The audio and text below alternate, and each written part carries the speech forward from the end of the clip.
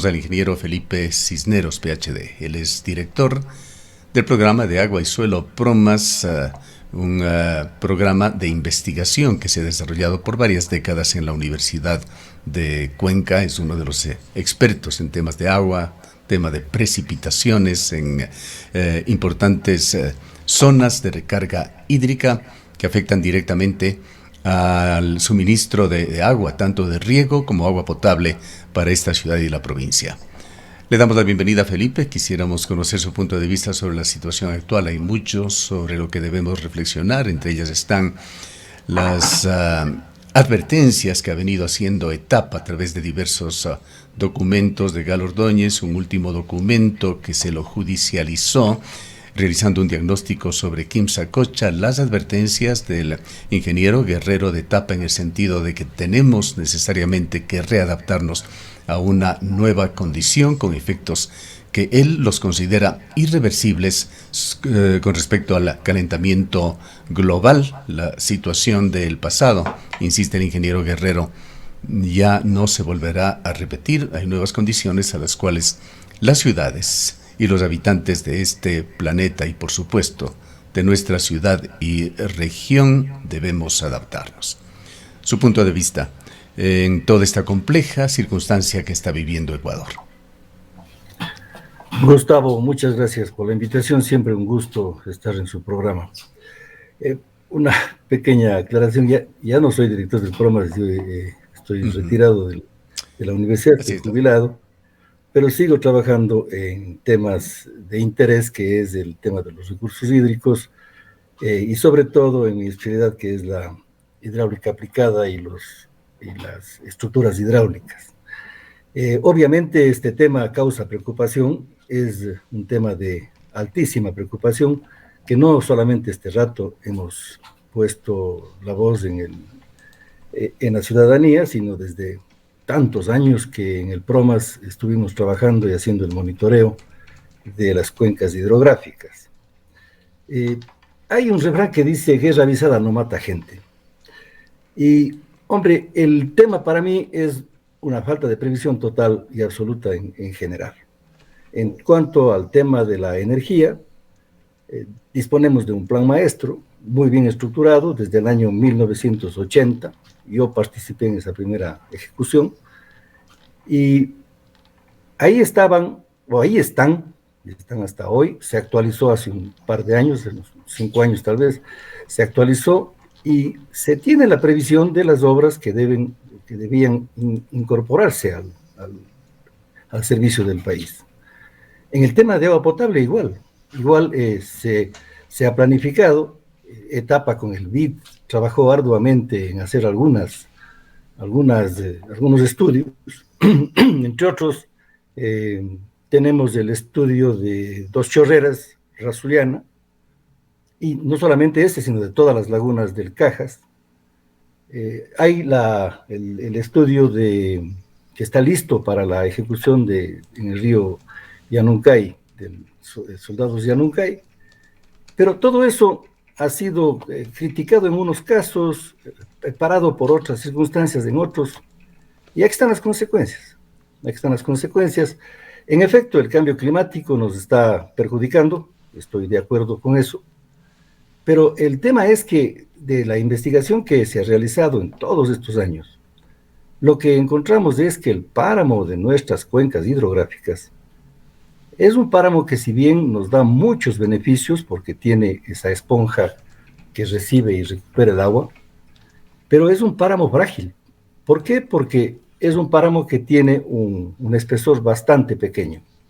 ¿Debido a qué? A que estas zonas están alejadas de los volcanes que fueron los que produjeron esta maravilla de suelo que es el suelo del páramo. En consecuencia, el volumen que puede almacenar el páramo no es un volumen ad infinitum, es un volumen finito.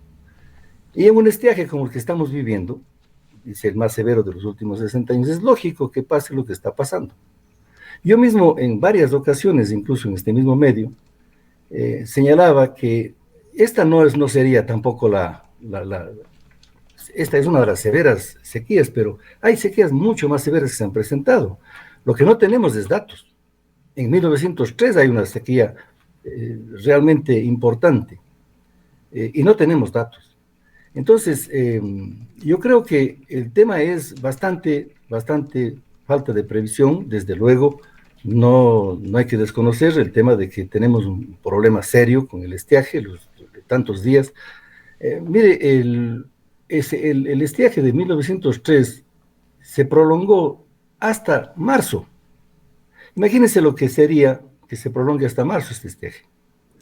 Entonces, hay que tener mucho cuidado con la planificación y sobre todo con la previsión. En ese tiempo estuvimos trabajando conjuntamente con algunos colegas en un programa del BID y se realizaron algunas planificaciones, entre otras, como digo, este proyecto Dos Chorreras, que comienza con ese proyecto a beneficiarse, ¿no es cierto?, el desarrollo de nuestra región. Ahí está el ejemplo clarísimo de lo que sucede en el río Machángara. Si este rato Cuenca no tiene racionamientos es por el río Machángara, en donde tenemos dos represas, la de Labrado y la de Changlud, que nos dan un volumen de 22, más o menos 22 millones de metros cúbicos de almacenamiento, y que bien manejado por el Ecaustro, ahí tiene usted los resultados. Represa de Labrado, que quizá para ir también paralelamente construyendo un poquito de historia, ¿se construyó en qué año aquí en la ciudad de Cuenca aproximadamente? 1960, 50, 60, se construyó la presa de Labrado, y en los años 80 se construyó la presa de Changlud. Uh-huh. Decisiones Justamente sin duda hoy importantes. comentábamos también, Felipe, sobre este decreto del presidente de la República que acaba de definitivamente quitar cualquier raíz de Selec EP, que antes fue Inesel de aquí, de la ciudad de Cuenca. Selec EP se creó a inicios de los años 2000 como sociedad anónima a través de un decreto ejecutivo, como un centro de desarrollo, control de la energía eléctrica. Poco a poco se lo fue llevando a Quito y ahora con un decreto acaba de sellar ya su desarraigo total de la provincia de La Suay y el gobierno de Noboa.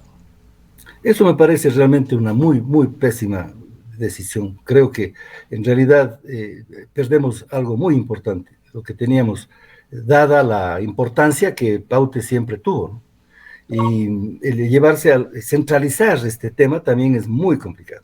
Yo creo que es una pérdida para la ciudad, para el Austro, para el país, porque es importante que estas cosas sean resueltas de manera distribuida en el país, ¿no? Yo creo que el aporte que ha tenido en nuestra región en temas energéticos ha sido muy importante. Gran porcentaje de la energía que tiene el país en este momento es debido a las obras que están construidas en nuestra zona. Y claro, el hacer esta acción me parece a mí que puede deteriorar incluso posibilidades de desarrollo de este sector, ¿no? Así es. Paralelamente, y además en un tema que están íntimamente ligados, ¿qué ha pasado con el agua? Por nuestras propias limitaciones económicas, efecto, entre otras cosas, de ese centralismo absorbente, siempre el dinero es insuficiente, pero Cuenca se ha destacado por sus iniciativas académicas, el funcionamiento de sus universidades, iniciativas ciudadanas también de excelentes políticos que ha tenido Cuenca en su historia, que se manifestaron en forma muy concreta, por ejemplo, con el accionar por varias décadas del Centro de Reconversión Económica de Soay, Cañar y Morona, Santiago, han ido marcando una historia. ¿Qué ha pasado con el agua, que es su área de experiencia? ¿Cuál es la realidad que vive Cuenca, la provincia de La Suay, en términos de monitoreo de caudales de los ríos, de control de regímenes de lluvia? Usted tiene estudios muy interesantes sobre este tema en Tarquicumbe, Quimsacocha, etcétera. Pero la pregunta en general en este punto es, ¿qué tan bien dotada está Cuenca con sus limitaciones que hemos señalado, que por diversas razones lo tiene, pero que de cualquier forma se destaca con respecto a lo que sucede en otras zonas del país? ¿Cómo no, Gustavo? En efecto, el tema de Machángara, por ejemplo, hace mucha diferencia a otras zonas del país. Los embalses de ahí están proveyendo este rato 40, si no el 40, sino el 100% del agua en el momento de crisis. El problema en realidad de Cuenca, y que lo hemos avisorado, porque no es que este rato estamos pensando que hay problemas, no, esto lo hemos avisorado desde hace muchos años, y la planificación de las obras que nosotros hemos propuesto están allí desde hace muchos años. Y mire, para cada cuenca hidrográfica, en el Machángara, por ejemplo, tenemos que seguir profundizando la regulación de caudales. Todavía hay sitios en donde podemos pensar en tener más almacenamiento de agua. Número uno, en el río Tomebamba tenemos esa maravilla de las lagunas en donde hemos demostrado con estudios científicos que es posible hacerles útiles a esas lagunas, útiles en el sentido de utilizar reservas de agua, es decir, crear reservas de agua en las lagunas con pequeñas obras. Esto no es idea solamente de nosotros, es una idea de muchos años atrás. Sí, recién nos enterábamos, Felipe, de que Etapa tiene estudios muy actualizados sobre proyectos de esta naturaleza en la zona de Dos Chorreras actualizados y que fueron activados hasta el año 2018. Al momento se encuentran en sus archivos y posiblemente tendrán que ser desempolvados. ¿Cómo no, Gustavo? Ahí el problema, mire, yo mismo estuve involucrado en este tema, hicimos el estudio a nivel de diseño definitivo de la presa Dos Chorreras.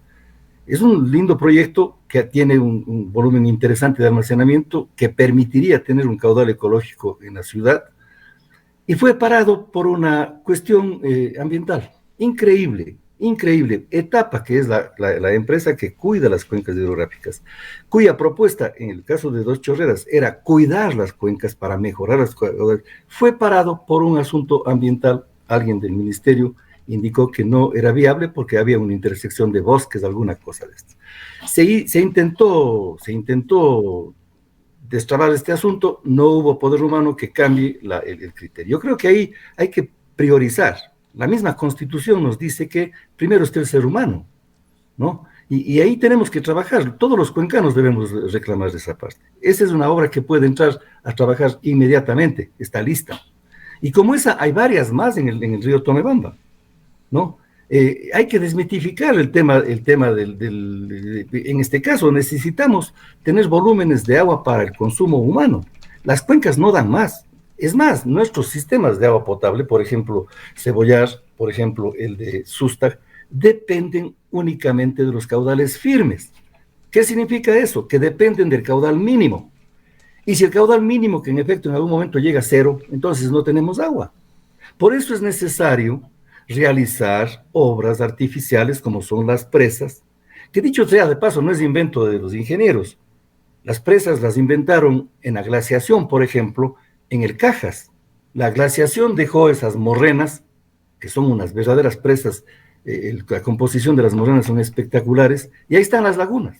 Esas son también presas, hechas por la naturaleza. Para no perdernos el hilo, pues este diálogo tiene muchas derivaciones, Felipe. No deje de comentarnos sobre el control de los regímenes de precipitaciones, de lluvias en la zona.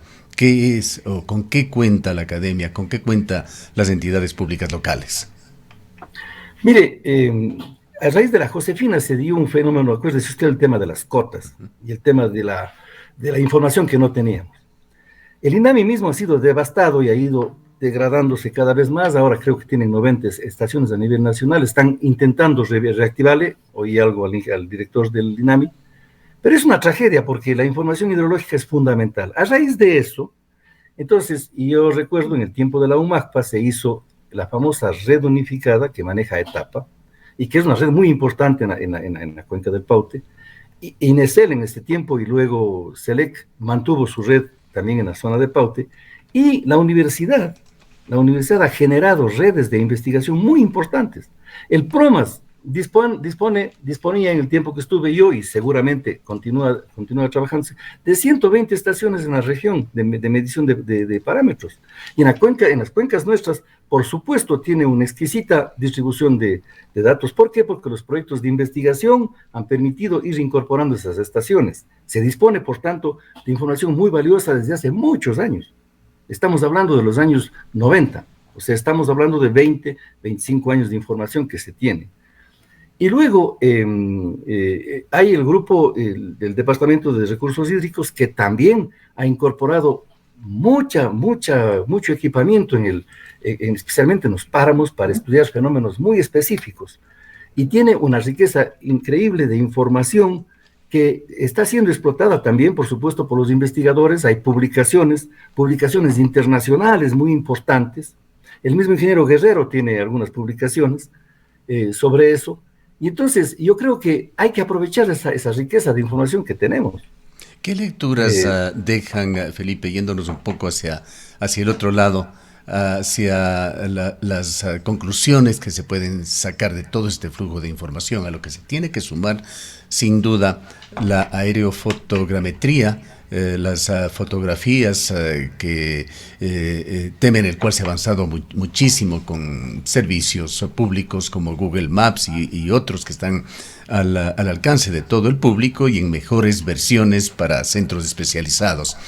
¿Qué conclusiones se sacan sobre esa evolución de las zonas verdes, del cinturón verde de las ciudades, de nuestros humedales en las últimas décadas? ¿Cómo han evolucionado? Y si las cosas siguen igual, ¿hacia dónde vamos?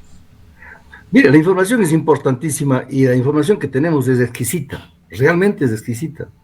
No solamente hablando de Google Maps, que nos permite ver a los ciudadanos en cualquier momento a qué nivel de detalle impresionante las actualizaciones de las imágenes, pero para los estudios científicos, formidable información que nos permite saber exactamente los tamaños de las cuencas hidrográficas, que nos permite saber las coberturas vegetales que tienen esas cuencas hidrográficas, y entonces también nos permiten saber cómo están distribuidos los espesores de los páramos, cómo están distribuidos todos los elementos que configuran, ¿no es cierto?, todo este asunto de llegar a tener los caudales disponibles. Por eso le decía yo, ahí nuestros páramos, son unos páramos maravillosos, pero sin embargo, esos páramos maravillosos no tienen el espesor tan grande como hicimos comparaciones, por ejemplo, con los páramos del norte. En los páramos del norte tenemos potencias de 3 y 4 metros de suelo de páramo. Imagínense la diferencia ante nuestras cuencas que tienen 1 metro 80 centímetros de espesor. Ese espesor es importantísimo porque en ese espesor es donde se almacena el agua. Claro que almacena 2 y 3 veces su volumen, así es el suelo de páramo, es espectacular, pero claro, un volumen pequeño va a almacenar una cantidad pequeña también de agua. Entonces, por esa razón, ¿no?, es muy importante el cuidado de las cuencas, por supuesto, pero también entender ese fenómeno para ver cómo nosotros, que somos los que aprovechamos del agua, cómo podemos garantizar, en el caso del agua potable, las garantías que tenemos que dar, y eso a mis estudiantes toda la vida les he indicado, ¿no es cierto?, es garantía del 100%. En el caso de las hidroeléctricas, y por eso vemos que a veces hay problemas, es que nosotros hacemos los cálculos para la generación en las centrales de pasada hacia un factor del 90%. Por esa razón es que tenemos un sistema energético tan frágil en el Ecuador. No es que dependamos solamente de la hidrología, dependemos también de la estructura de nuestro sistema. Nuestro sistema tiene limitadas capacidades en el sentido de que la mayoría de las centrales que están operando en el Ecuador son centrales de pasada. Coca-Cola Sinclair, fíjese un ejemplo tan gigantesco. Coca-Cola Sinclair es de pasada. Eso significa que depende de los caudales. Si bien es cierto, tiene una potencia instalada de 1.500 megavatios, ¿cuánto puede generar en el verano? En el verano no llega a generar más de 300, 500 megavatios. ¿Por qué? Porque no hay agua. En el caso nuestro, en Cuenca, acá en la zona austral, tenemos nuestro complejo Paute. ¿Cuánto esperamos a que se haga masar? ¿Por qué? Porque generábamos con molino, que era una central de pasada, es una central de pasada, ¿no es cierto? Y genera solamente con los caudales firmes. Ahora tenemos masar. Masar regula el caudal y por eso podemos generar los 2.000 y pico de megavatios que tiene esta zona. Entonces hay que darse cuenta de que tenemos que ayudarle también a la naturaleza para uso nuestro. Si queremos garantizar al 100% el agua, tenemos que tener la reserva. Y esa reserva se construye a través de los embalses, ¿no? Y si usted mira el sistema general del país, no tenemos embalses. No hay, salvo el Daule Peripa, que es un embalse grande, importante, 6.000 millones de metros cúbicos. Ese sí es un embalse que nos regula interanualmente el agua. Entonces, por ahí tenemos que ir, Gustavo. Creo Bien, que es importante que vayamos un poco avancemos. a los orígenes de nuestras fuentes de agua, a esos puntos neurálgicos, los centros o zonas de recarga hídrica de los ríos de Cuenca. Y empecemos con una zona que usted la conoce a fondo, la zona de Tarqui, Cumbe, San Fernando, zona que incluye ese polémico proyecto que viene discutiéndose ya por casi 2 décadas en la ciudad de Cuenca, proyecto Quimsacocha, Loma Larga, hoy llamado también Cristal. ¿Qué nos puede comentar sobre esta zona? Bueno, la cuenca del río Tarqui es una cuenca muy interesante, ¿no? Yo he manifestado en más de una ocasión. Es más, tenemos estudios preliminares realizados allí. Toda la cuenca es interesante porque aparte tiene este problema de la intervención minera que se pretende hacer allá. Por esa razón, esa zona tiene intensos estudios, muchísimos estudios. Nosotros mismos teníamos como 30 estaciones midiendo en esa zona. El Departamento de Recursos Hídricos entiendo que tiene otro tanto, si no más estaciones midiendo también en esa zona. Y en la cuenca del Tarqui en general, ¿no es cierto? Podemos hablar de que es una cuenca que tiene unas características muy particulares. Si usted mira, comparando la superficie del Tarqui con la superficie del Llanucay, por ejemplo, el Tarqui está en aproximadamente 477 kilómetros cuadrados, el Llanucay en 320, es más grande. Pero sin embargo, cuando usted se para en los tres puentes, mire el cauce del Llanucay y se para en el puentecito del Tarqui, mire el cauce del Tarqui y dice, ¿qué pasó? La cuenca del Tarqui es mucho más, el río Tarqui es mucho más pequeño que el río Llanucay, a pesar de que tiene una cuenca mucho mayor. ¿Cuál es la explicación? Para nosotros, en ese tiempo y hasta ahora, creemos que la gran cantidad de agua que debe generar ese cauce se está infiltrando. ¿A dónde? A una zona, hemos definido más o menos toda la llanura del Tarqui como un acuífero, ¿no?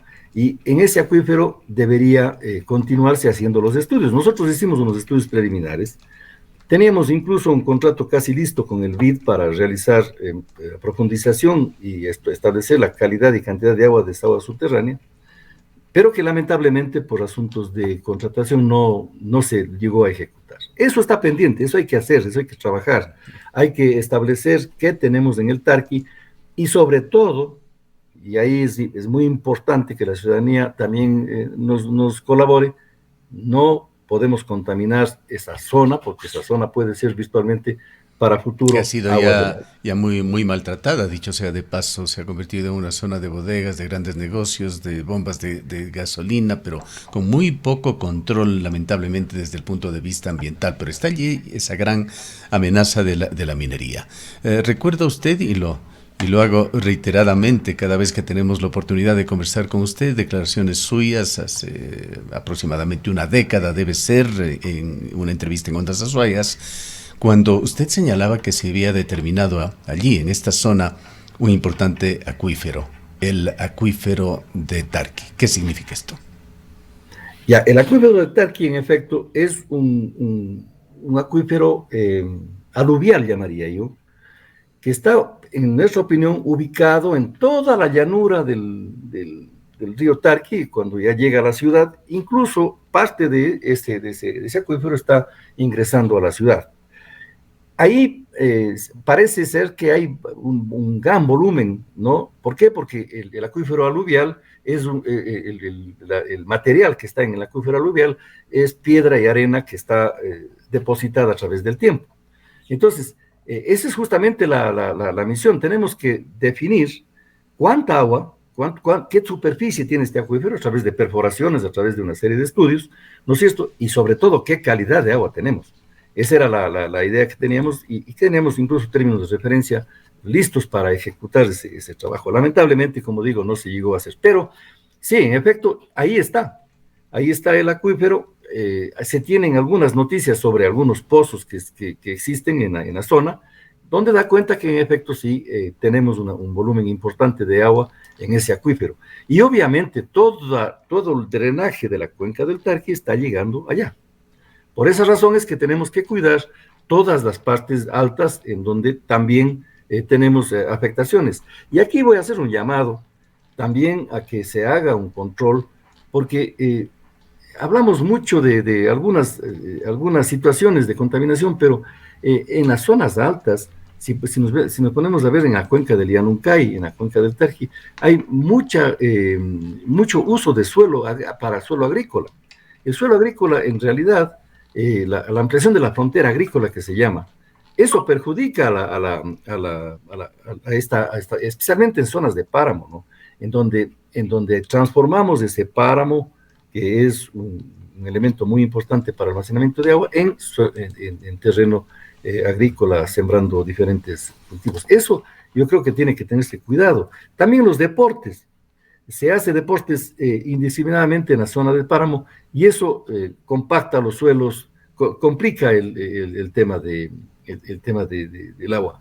Entonces, todas esas cosas tienen que ser controladas y bien llevadas adelante. Vayamos, Felipe, al informe técnico sobre la sustentabilidad de las fuentes de agua que nacen en Quimsacocha, informe técnico preparado por Etapa por un requerimiento de carácter judicial entregado a este mismo juzgado de la ciudad de Cuenca como un elemento más con el que tenía que cumplir Etapa, más de su misión y visión de entregar agua y precautelar las fuentes de agua de los cuencanos. Voy a leerle el párrafo final de este informe técnico que sin duda usted, por su interés profesional, lo conocerá a fondo.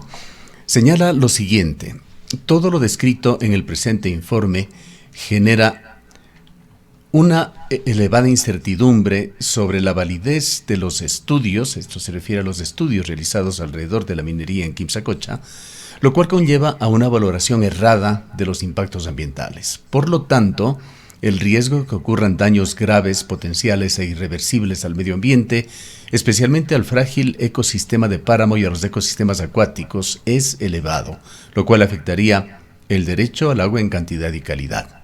También el presente informe evidencia la falta de supervisión efectiva, y esto, permítame añadir, es sumamente grave. La falta de supervisión efectiva y un déficit en la revisión de estudios y falta de rigurosidad en la exigencia de estudios faltantes al proyecto minero Loma Larga por parte del Ministerio del Ambiente, quien está llamado a garantizar la protección ambiental y el manejo sostenible de los recursos hídricos, lo cual pone en riesgo la sustentabilidad del frágil ecosistema del páramo de Quimsacocha, conllevando a que la naturaleza esté en estado de indefensión, ante lo cual necesita la adopción de medidas protectoras oportunas y eficaces por parte del Estado. Algo más en la misma línea, en la misma tónica, sigue en estas conclusiones de Etapa. Allí hay este tema central, esa situación bastante sui generis, extraña, que se está dando en el Ministerio del Ambiente, convertido más que en una entidad profesional, de lo cual tiene mucho de evaluación para conseguir todas las herramientas necesarias para proteger a la naturaleza, convertido en todo lo contrario. Una entidad facilitadora que con mucha lenidad ve y deja pasar estudios muy deficientes con respecto a estos temas. Lo que señala Etapa sobre el Ministerio del Ambiente es realmente preocupante. No sé si usted algún comentario quiere hacerlo sobre el Ministerio del Ambiente y sobre la forma en que se ha ido acometiendo y consiguiendo la información para sustentar esos proyectos ambientales que han sido presentados para esa explotación minera. Realmente no conozco a profundidad el informe de Etapa, pero en cuanto al ministerio, la sugerencia sería que se pongan a revisar todo el trabajo fecundo que ha realizado la Universidad de Cuenca en la zona. El PROMAS realizó monitoreo en los últimos tiempos por 4 años. Monitoreos con información muy valiosa, que fue entregada a Etapa incluso. Hay una información muy importante de monitoreo, porque la única forma de saber si es de aclarar este tema es con información fidedigna. Y la información está en la toma de muestras, está en la medición de los caudales, está en todos esos elementos que fueron entregados.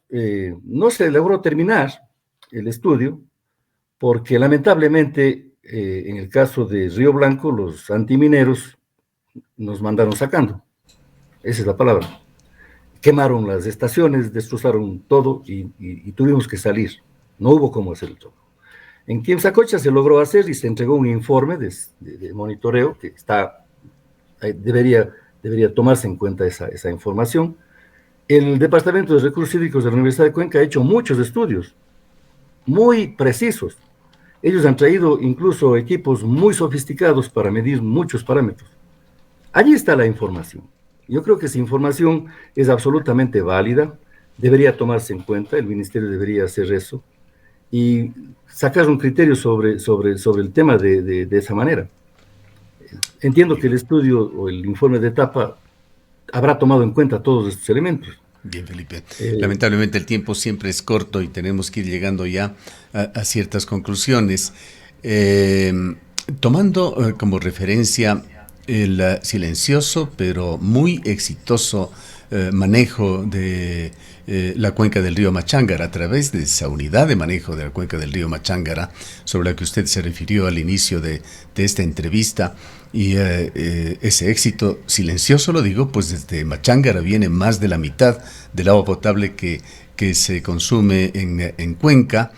¿No debería de alguna manera emularse lo mismo para los otros ríos de Cuenca, para el manejo del Tarqui, para el manejo del Llanuncay, para el manejo del Tomebamba? Sin duda, Gustavo, sin duda. Cuando estuvimos promocionando el proyecto Quingoyaco, en el proyecto Soldados Llanuncay, que es un proyecto más o menos estructurado como lo que tenemos en Machángara, y cuando la oposición terrible hasta quemaron mixers que está en la construcción ya de los puentes, hombre, llevábamos a la gente para que miren lo que ha pasado en Machángara. Es un claro ejemplo del deber ser. En la cuenca del Machángara encontramos la regeneración de la vegetación, ahí encontramos el caudal regulado, no tenemos esos abruptos cambios de caudales, y las represas están siendo muy bien manejadas. Y la protección, ¿no?, además medioambiental que se ha hecho allí, por supuesto, incluso con la adquisición de amplias áreas de terreno que tienen esa función, la de por seguir convirtiéndose en esa especie de esponja y de fuente de suplemento de agua para nuestros ríos. Exactamente, Gustavo, y eso es importantísimo, porque se puede mirar. No solamente es que el ingeniero dijo que hay que hacer así, no, hay que ir a mirar y ver cómo han cambiado las cosas en la cuenca del río Machángara.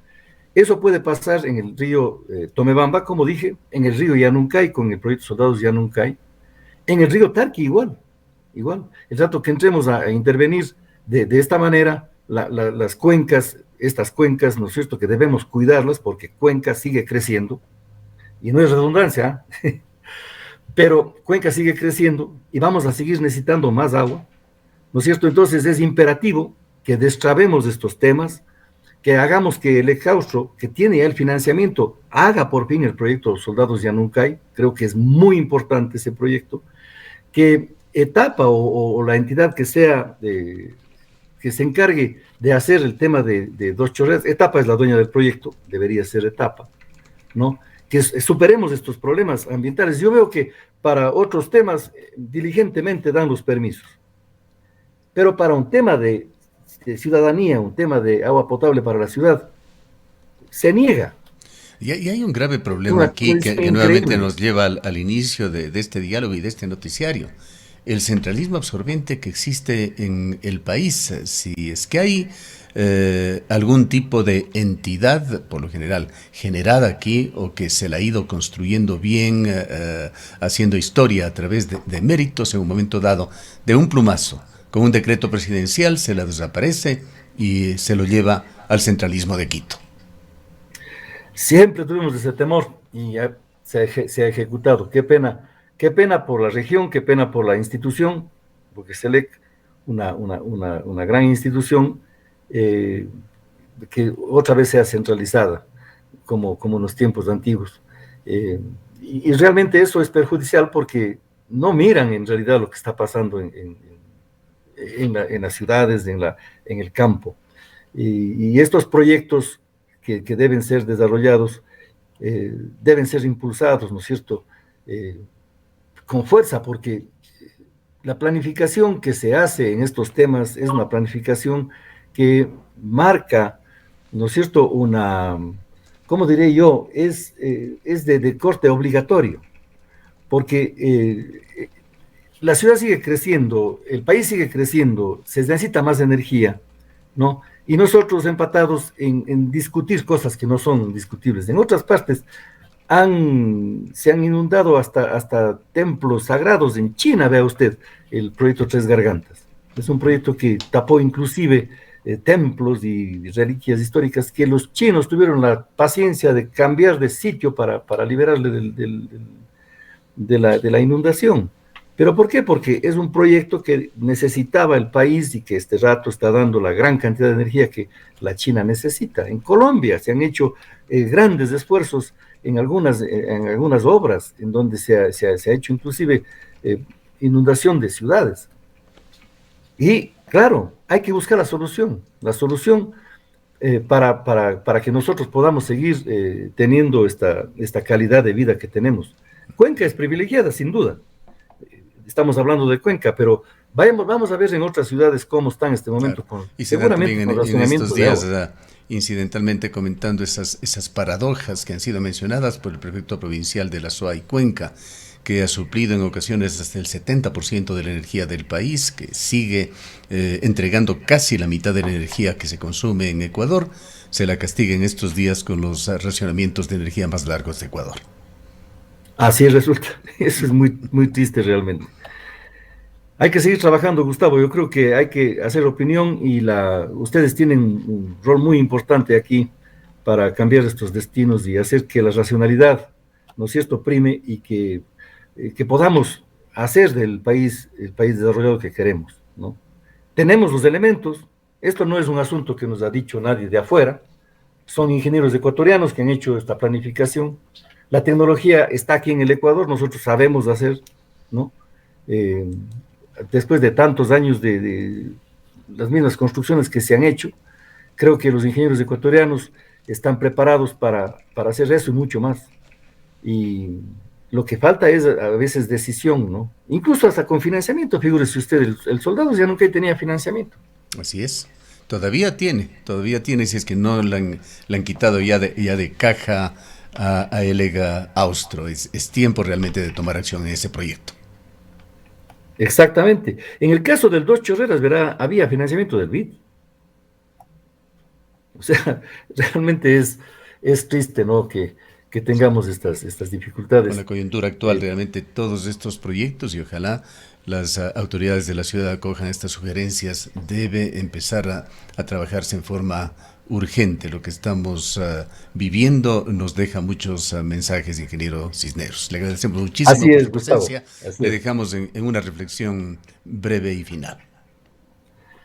Bueno, pedir a todos los ciudadanos hacer conciencia para un uso muy racional del agua en estos tiempos difíciles, pedir a las autoridades que tomen el toro por los cuernos y que tomemos decisiones importantes, que eso va a permitir el desarrollo.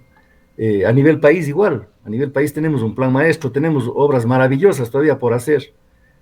Quiero decir, finalmente, es increíble. El Ecuador tiene un potencial aprovechable de 22.000 megavatios, no me cansaré de decir esto. Y apenas estamos utilizando, en el mejor de los casos, 5.000. Cuando tenemos hidrología, cuando tenemos agua en las centrales, 5.000. De los 22.000, es realmente de Ripley. Yo creo que el Ecuador, que tiene vocación en este tema, en el tema hidroeléctrico, debe hacer el deber bien hecho y hacer las obras que corresponden. Aparte de eso, el Ecuador tiene 12 horas de sol. Podríamos tener las centrales fotovoltaicas más exitosas del planeta, ¿no? Y eso puede complementar al tema de la hidroeléctrica, siendo energía renovable. Y por qué no el viento, que ya tenemos en Huascachaca la muestra. Podríamos tener varias centrales eólicas y podríamos tener entonces una matriz energética con energía renovable, con energía limpia, con energía que nos dé la satisfacción, ¿no es cierto?, de aprovechar al máximo estos recursos maravillosos que nos ha dado la naturaleza. Bien. Creo que ese es el mensaje. Tenemos que trabajar mucho en hacer que esa matriz energética no sea pues, otra vez térmica, petróleo, gas. Tiene que ser renovable, tiene que ser amigable con el ambiente, que lo tenemos. El Ecuador tiene esa vocación hidroeléctrica, tiene esa vocación fotovoltaica y tiene esa vocación, en el caso de las eólicas, para decir 3 energías. Todavía están otras energías como la geotérmica, que tenemos tantos volcanes que no siquiera se ha investigado mucho, pero creo que el futuro del Ecuador podría estar por allí, Gustavo. Ese sería el mensaje final. Bien, muchísimas gracias nuevamente por habernos acompañado. Han escuchado al ingeniero Felipe Cisneros, académico. Él se jubiló ya de la Universidad de Cuenca, como lo ha aclarado. Tiene un PhD, especialista en estas áreas. Fue director por varias décadas del programa Agua y Suelo Promas de la Universidad de Cuenca. Son las 8:16.